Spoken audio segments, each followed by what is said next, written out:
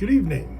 It is almost August 16th, and that day is Charles Bukowski's birthday. And I'd like to read one of my favorite poems by him. I bought this actual book, probably about 30 some odd years ago. It was the first Bukowski book I bought.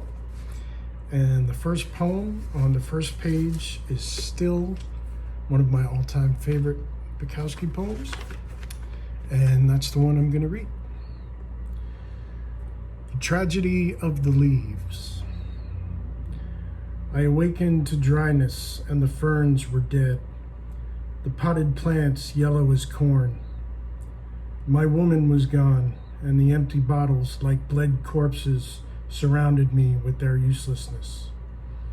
The sun was still good, though, and my landlady's note cracked in fine and undemanding yellowness. What was needed now was a good comedian, ancient style, a jester with jokes upon absurd pain. Pain is absurd because it exists, nothing more. I shaved carefully with an old razor. The man who had once been young and said to have genius. But that's the tragedy of the leaves.